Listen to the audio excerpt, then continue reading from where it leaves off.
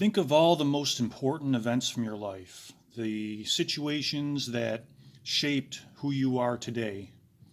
There's only a few of them, and I'll bet that most of them, if not all, have one thing in common, and that is that they all involve some kind of embarrassment where you could have branched off towards this way in your development, but because of the embarrassment you felt, you went this way instead. And that's what led to who you are today. And it's the emotional version of touching a hot stove where the physical pain has your brain tell you, never do that again. That was really bad. It's horrible for us. So you adjust your lifestyle for the rest of your life to never touch the hot stove again. And embarrassment is the emotional version of that. It's under heartbreak, being conned, fooled, angered. There's some type of shame or humiliation underneath most of that. And it may seem arbitrary, but it's actually an underlying cause of most evil acts that humans commit. Look at Hitler. Hitler was ashamed of his country's performance around the time of World War I.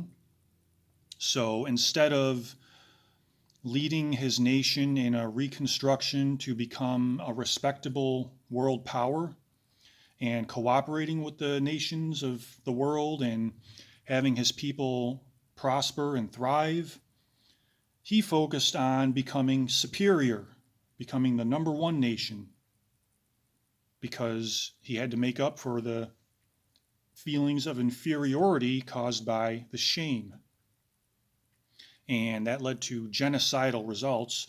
But on a more personal example, I just spent a lot of videos talking about Chris Watts. There was an element of shame underneath his crimes that he committed, where he could never really reconcile the horrible thoughts that every human brain produces as part of its functioning process, giving us all of the possibilities based on the information going into it. He could never reconcile that with being a good guy.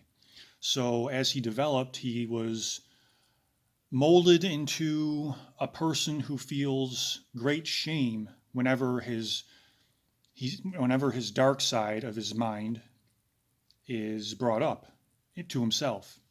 Anytime he has a bad thought and someone reflects it back to him, it would make him feel shame. So he had to be going overboard in his attempts to make himself look like the perfect good guy to compensate for how embarrassed he was by his dark side. And then it ended up colliding with each other, and he murdered the people who loved and trusted him most in the world. So it's unfortunate that those two examples went down that road, because embarrassment can be harnessed for positive results, as is the common thread that runs through the book I want to tell you about, Mick Foley's autobiography, Have a Nice Day. He was a professional wrestler and went from being a fan as a kid to becoming the least likely world champion in professional wrestling history. And he did that by harnessing embarrassment for positive gains. And it started with, in college, he goes over a lot of events for his life. It's a 500-page book. And the beginning of that thread that I saw is where he was in college and he staged this thing in his dorm room where he would do a flip off the bed, and he had fake blood in his mouth, and he spit the blood when he landed the flip back first on the floor. He spit blood out. And he had, him and his friends had gotten a kind of a crowd coming to see what was going on. And he describes in the autobiography how he heard a girl say, "That's the grossest thing I've ever seen." And if he was like Hitler or Chris Watts, he could have said, "Women are rotten. I hate all women. I'm going to spend the rest of my life trying to get revenge on women for making me feel ashamed of myself." But Mick Foley, college student and future world champion, his response was, I've got to get more of that reaction. And he set about for the rest of his professional wrestling career doing just that, putting himself in scenarios where he could get that kind of a reaction from people and draw people to see him for the kind of show he was going to put on. He was proud of the reaction he was able to get with his attributes, because if you can see from back there, he was never going to be the typical wrestling champion. Look at him. When he ended up winning the world title, it was a funny call that the one announcer, Michael Cole, was saying, he may not be the richest, he may not be the strongest, he might not be the handsomest. And then the other announcer jumped in with, but he is the ugliest. Mankind is the ugliest champion. So he took his embarrassment and used that as a fuel to get to being the ugliest champion of all time. And I hope he finds that as a compliment. So this was an inspiration to a lot of people. That's how. You might be wondering how. I mean, you can read the book, obviously. I recommend it. It was inspiring to a lot of people to see a guy like this, super nice and smart guy, really smart. You'll see when you read his writing that he's very thoughtful, articulate. He's a college graduate. He graduated from that college where he did the flip onto the floor and spit the blood. And he was able to recognize his strengths and his weaknesses, and he focused on his strengths. And his strengths were putting himself in embarrassing situations where the people would want to see him redeem himself. So it was very triumphant and inspiring when he got all the way to that pinnacle of winning the championship back in 1999, or 98 if you go by the actual date he won it. It was aired in 99.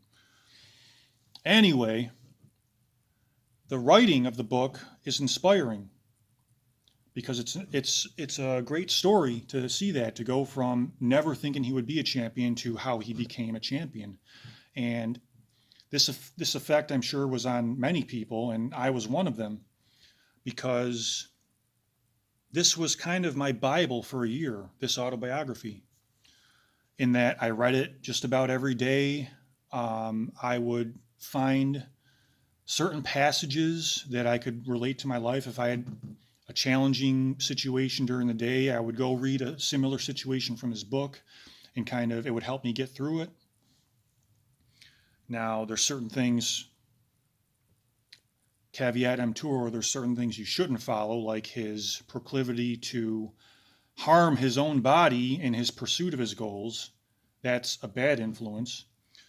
But in the way that he is able to maneuver himself and utilize his strengths instead of dwelling on them and using them to get revenge on people.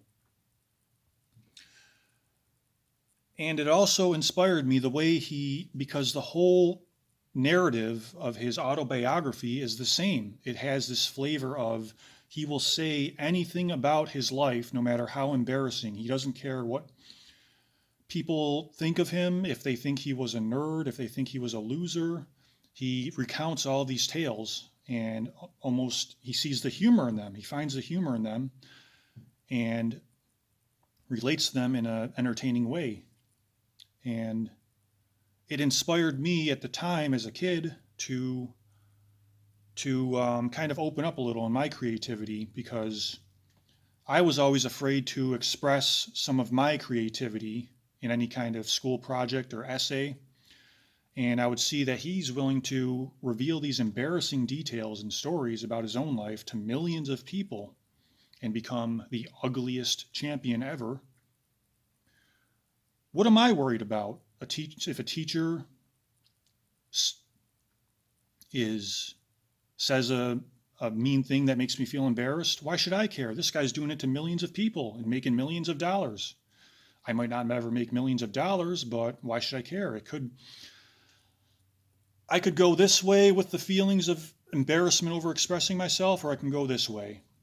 You know what? He did pretty good going this way, so I think I will too. And you should too if you haven't yet. So yeah, give it a try.